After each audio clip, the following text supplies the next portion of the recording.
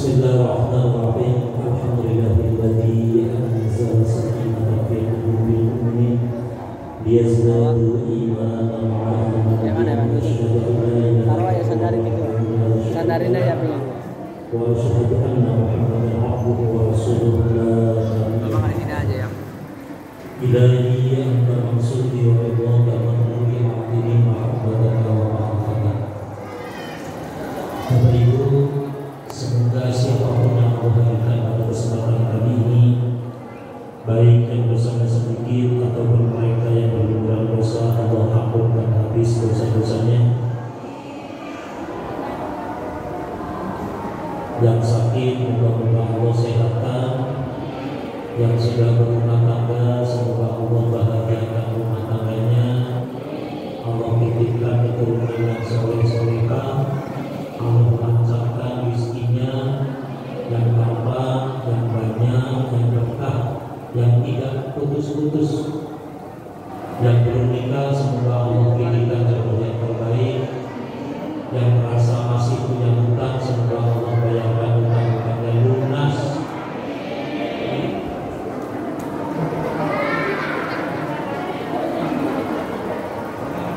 Bernikah tidak begitu semangat di dalam doa terakhir ini. Aminnya paling kencang adalah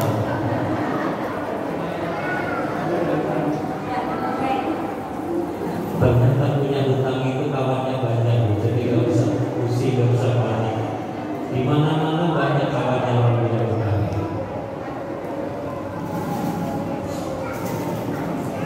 Karena terkumpul berapa? 17 juta. Itu sampai narik kemana aja? Kuliah Guntika, Pak. Kuliah Guntika yang muslim ada berapa puluh kakak? KRT 600 orang, 17 dibagi 600 kakak ya.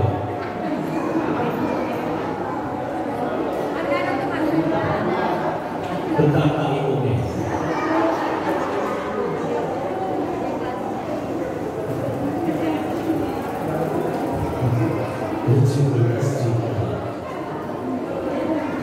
Dibagi 600 28.000 ketemu 28.000,3 28.000 itu banyak apa sedikit? Tapi sepertinya terkumpul 17 juta kayak begini banget. 17 juta kalau buat beli benang itu panjang nggak? Panjang.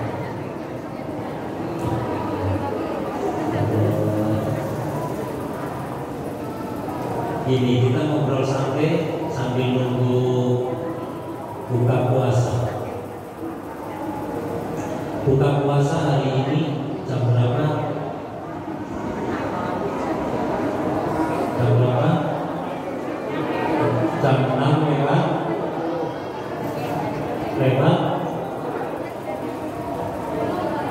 Harus jelas ini karena selisih 1 menit aja udah beda ya. Mari kurang 1 menit sampai sudah minum batal puasanya. Jam 6 lewat 9 menit. Oh beda pendapat semuanya.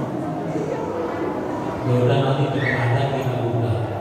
Ini harus sering saya tolong diingatkan. Jangan-jangan nanti terlewat karena satu-satunya pekerjaan umat Islam yang paling kompleks, yang paling tepat waktu adalah buka puasa. Yang terjadi PT itu masuk jam 7, kadang jam 7 lewat baru masuk. Sholat itu sering lorong, tapi satu-satunya pekerjaan kita umat Islam yang paling disiplin, paling konten, paling tepat waktu adalah buka puasa. Harus buka. Sesibuk apapun, serepot apapun, buka puasa tidak bisa ditunda.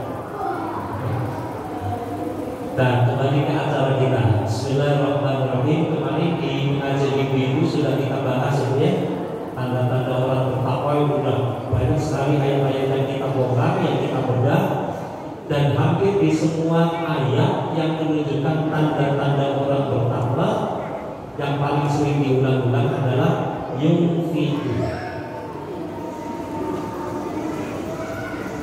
alladzina yuqimuna sholata wa mimma razaqnahum yunfiqun. Infak.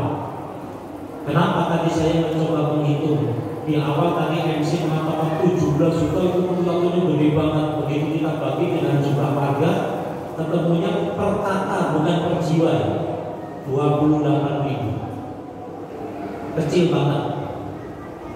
Kenapa infak begitu berat? Karena infak termasuk tandanya orang yang beriman, tandanya orang yang bertakwa. Urusan ibadah, apalagi urusan masalah infak, ini bukan urusan kaya atau miskin, bukan urusan rumahnya dekat atau jauh, bukan urusan dia sudah punya pekerjaan atau masih nganggur, tetapi masalah urusan iman. Sama dengan puasa. Puasa rukun Islam, tapi yang dipanggil oleh Allah suruh puasa bukan orang Islam. Siapa? Orang yang beriman. Semua yang urusannya dengan ibadah itu yang dipanggil orang yang beriman. Urusan masjid itu urusan orang beriman, bukan urusannya orang yang jauh atau dekat. Innama ya'muru masajidallah man amana. Jadi yang mau datang meramaikan masjid, memakmurkan masjid hanya orang-orang yang beriman. Masalah infak juga begitu. Ya ayyuhalladzina amanu anfiqu. Hai orang-orang yang beriman, berinfaklah. Kemarin sudah dijelaskan bedanya infak dengan sedekah. Simpelnya itu, infak itu duit, harus pakai duit. Kalau sedekah bisa apa saja, bisa pakai senyum, bisa pakai tenaga, bisa pakai pakaian, makanan, minuman, bahkan pakai pikiran, ide-ide, itu boleh. Tapi infak pakai duit, makanya di mana-mana tulisannya kotak infak, bukan kotak sedekah. Kenapa ya? Karena infak itu berat. Semua yang Allah janjikan untuk orang yang berinfak itu janji Allah bukan direalisasikan di dunia, tetapi di akhirat. Kalaupun di dunia itu dikit. Ini, jangan dikasih uang 1 juta sekarang, atau pilih 5 juta, 10 juta. Contoh yang gede, cuma contoh aja. Pilih mana bu? Dikasih 1 juta sekarang atau 10 juta tapi besok? Pilih mana? Hah? Yang benar. Takut ini Pak Rizal, takut biarnya kenceng banget. 1 juta sekarang, 10 juta besok, pilih mana? 1 juta sekarang. Milih sekarang. Itulah orang bodoh. Itulah bukan orang beriman. Orang yang tidak beriman itu dia mikirnya sekarang, meskipun dapatnya sedikit dan tidak mau rekoso, maunya instan.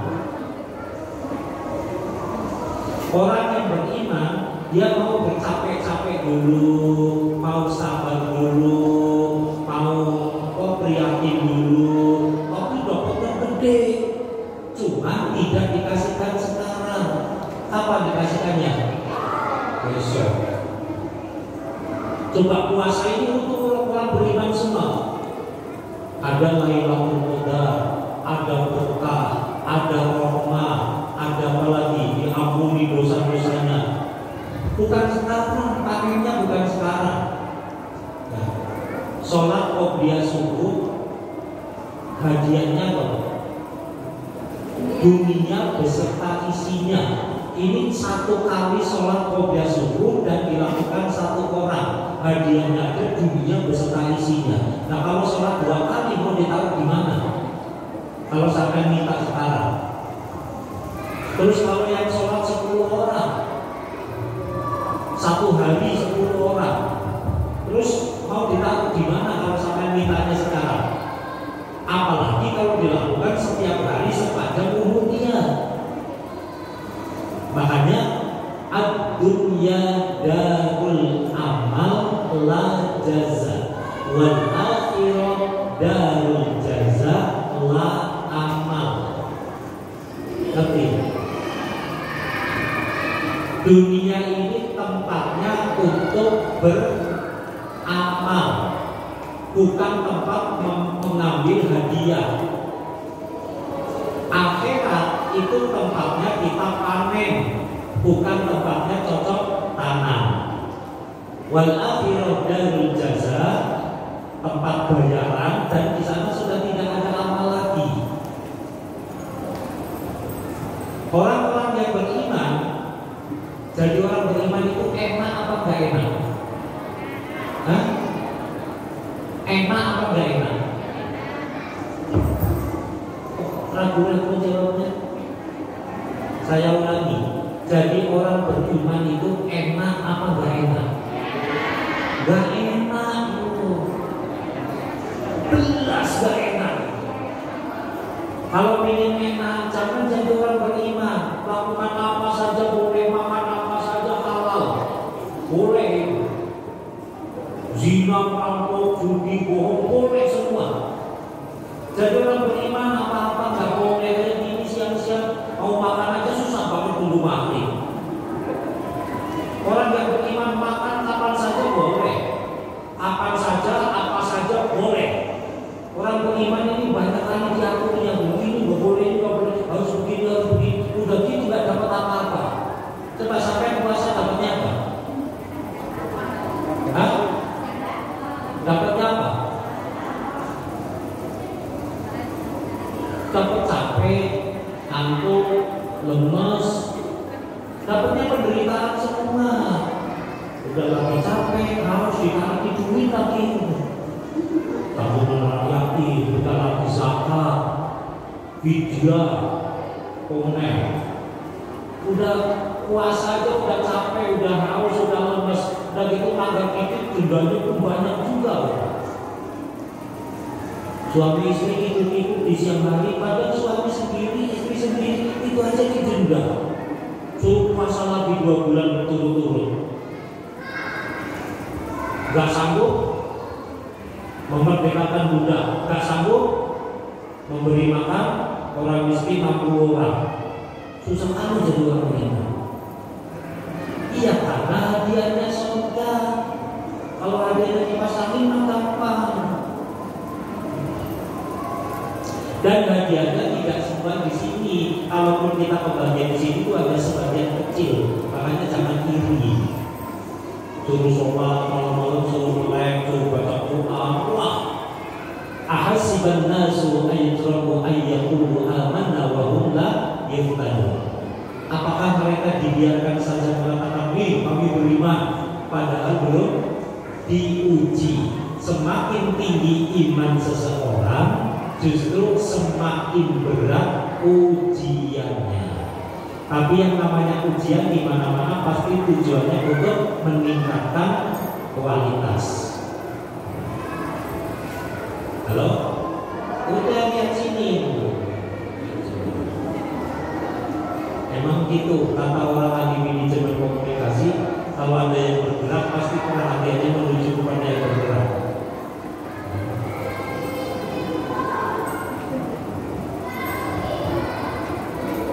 Udah lihat sini. Wes.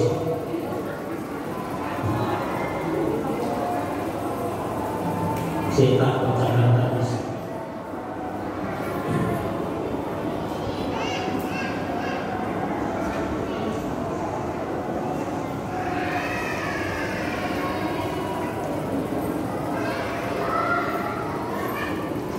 Bismillahirrahmanirrahim. Arba'un khisalin man kunna fihi kamula islamhu walau kana min qablihi ila qadaimaihi khotoya. Ada 4 sifat, ada 4 karakter yang apabila kita memiliki 4 karakter tadi, maka keislaman kita dinilai oleh Rasul sudah sempurna. Ada berapa sifat atau 4 karakter yang apabila kita punya sifat itu, keislaman kita dinilai sempurna walaupun sekujur tubuh penuh dengan dosa. Satu, as-sidqu. Satu apa itu? Hah? Siddiq. Tahu siddiq? Lihat sini. Tahu siddiq? Temannya Mahfud. Yang pertama as-sidqu, jujur. Jujur. Yang kedua asyukur. Apa yang itu? Syukur. Ini poin-poinnya dulu, isi-isinya dulu, baru nanti kita preteli satu-satu. Kalau ini yang pertama apa tadi? Siddiq, jujur. Yang kedua syukur. Yang ketiga tawadhu. Yang ketiga apa Bu? Tawadhu. Yang keempat husnul husnul khuluq. Mati malah. Husnul khuluq. Ulangi. Ada 4 sifat yang apabila kita punya sifat itu, Islam kita sudah dianggap sempurna meskipun dosa-dosa kita banyak. Satu, siddiq. Yang kedua, Mahfud. Yang ketiga,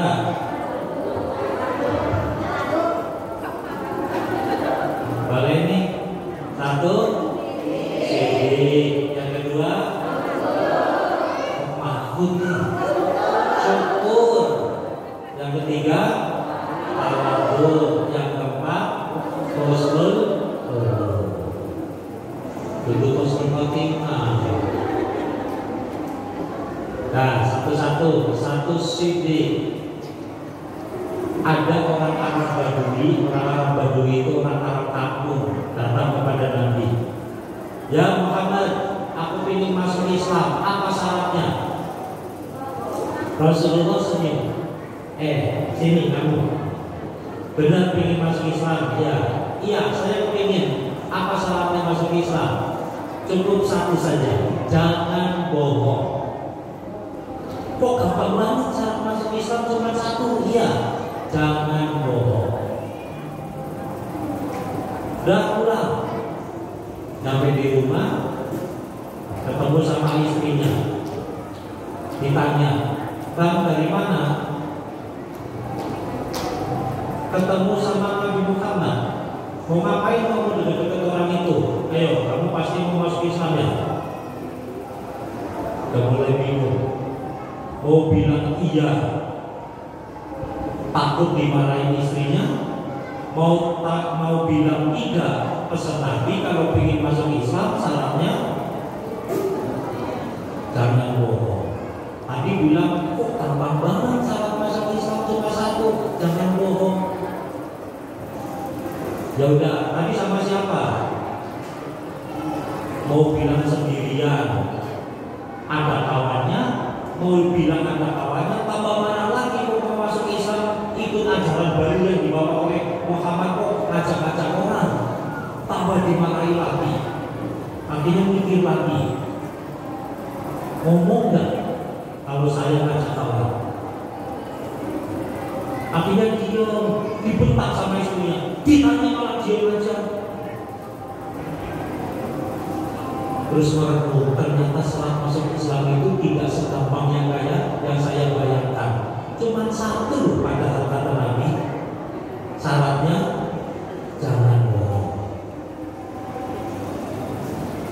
Ibu sanggup Bu? Selama Ramadan ini jangan bohong. Sanggup nggak Ibu? Insya Allah maksudnya sanggup apa nggak sanggup?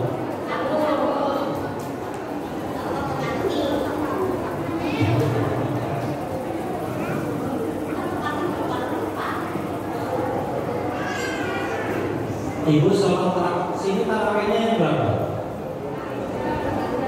23. Penuh terus satu belakang.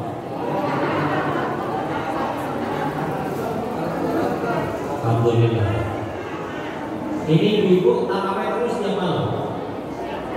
Hah? Coba aslinya sholat tarawih apalagi 23 rakaat itu aslinya semangat atau males? Ayo tadi janjinya tadi apa tadi?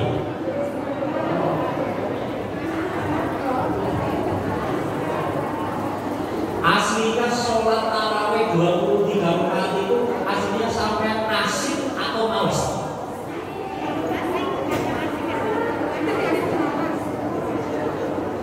Aslinya sholat 23 rakaat itu berat apa ringan?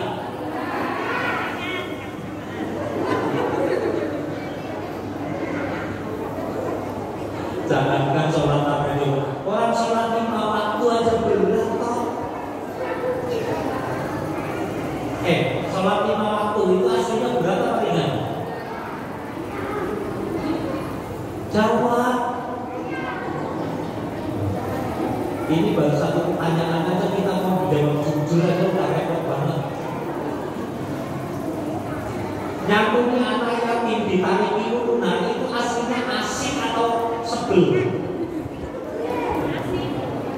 Aslinya berat apa ringan kita iman? Hah? Gaya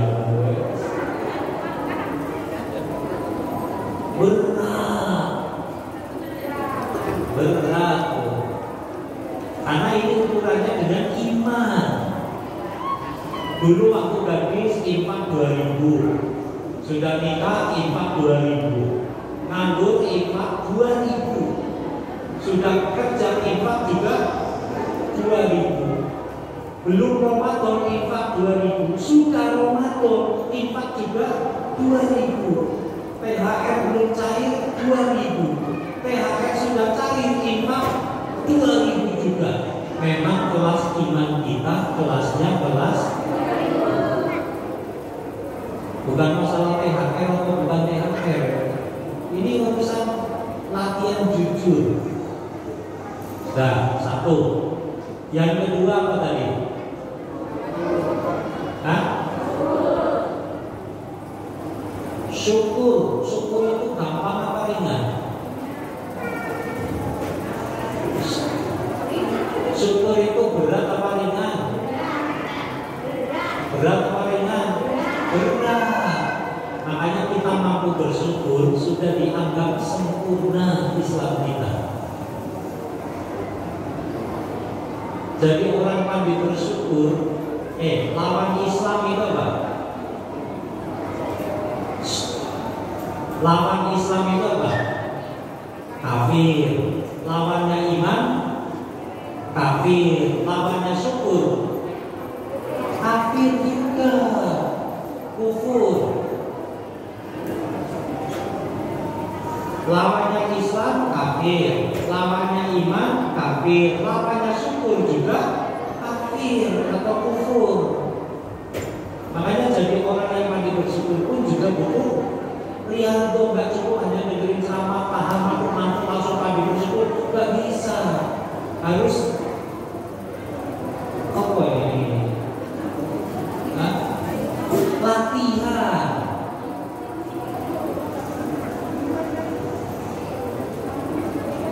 Ya, pada suatu ketika Rasulullah bangun tengah malam, ini dikisahkan oleh Sayyidatina Aisyah. Beliau menceritakan pada suatu ketika Rasulullah bangun tengah malam, kemudian mengambil ghoribah. Ghoribah itu kalau kita itu kendi, teko, tempat menampung air minum, tapi dipakai oleh Rasulullah untuk menampung air wudhu. Dan singkat ceritanya, beliau wudhu, setelah wudhu beliau masuk ke mihrab beliau, ke tempat sholat beliau di dalam rumahnya. Lantas beliau sholat. Begitu mengangkat tangan takbiratul ihram, sesampainya kepada ayat-ayat yang beliau baca, beliau meneteskan air mata, menangis dan menangis. ruku menangis, sujud menangis, bangkit dari ruku menangis, terus menangis dan menangis. Dalam riwayat yang lain sampai jenggot Rasulullah yang setebal itu basah dengan air mata. Riwayat yang lain sampai bengkak kaki Rasulullah, sampai pecah-pecah telapak kakinya, saking lamanya berdiri ruku dan sujud. Sampai menjelang subuh, Bilal bin Rabah datang menghampiri Rasulullah, membisikkan ke telinga Rasulullah, Rasul, waktu subuh hampir tiba, aku akan azan. Rasulullah tidak bergeming, terus menangis dan menangis di dalam sholatnya. Kalau Rasulullah diriwayatkan menangis dalam sholat, sudah pasti sholatnya sholat sunnah. Gak ada riwayat Rasulullah sholat wajib 5 waktu sambil menangis, itu gak ada.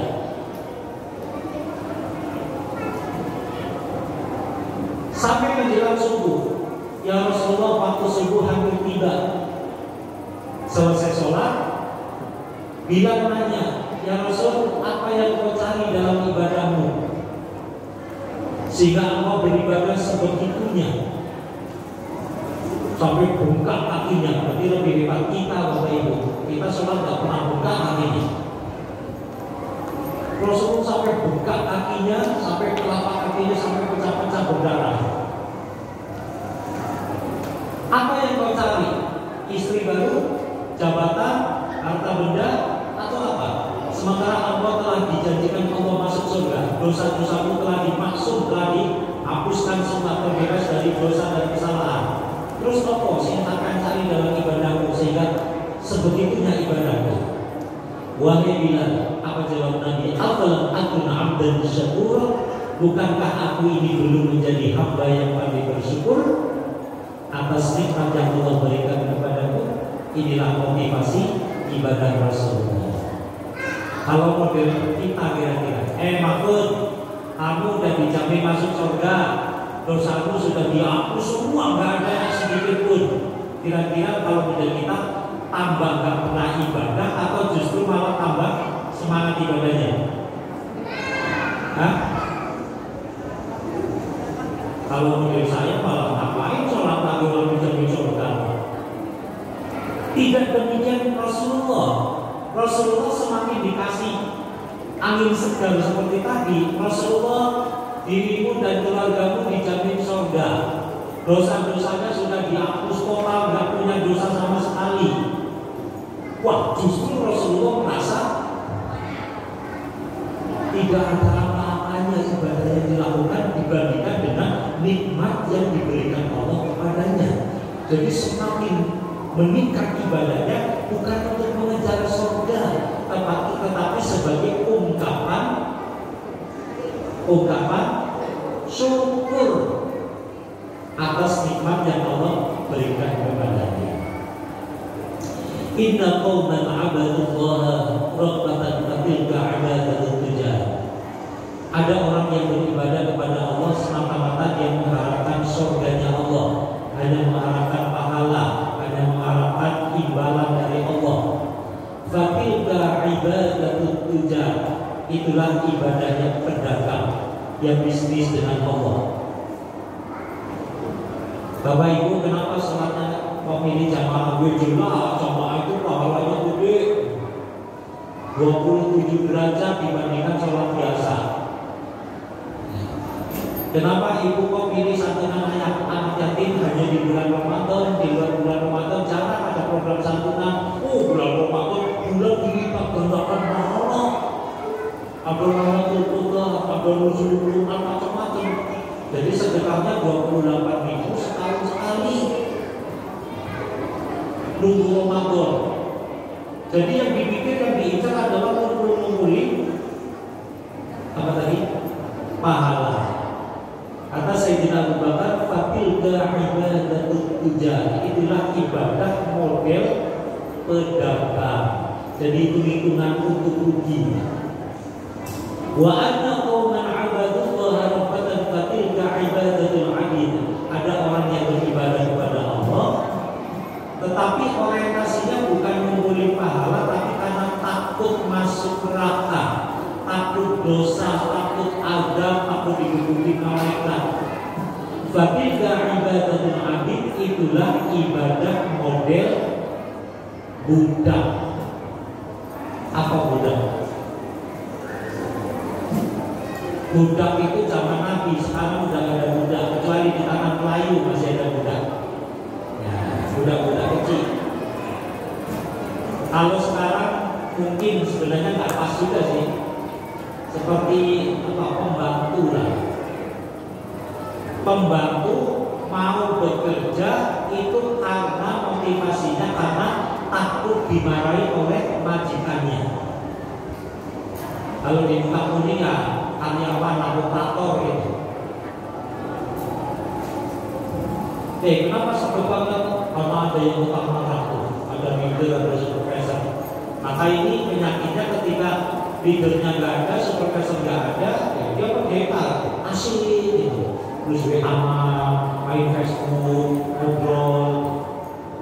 Karena dia mau bekerja hanya karena takut dimarahi.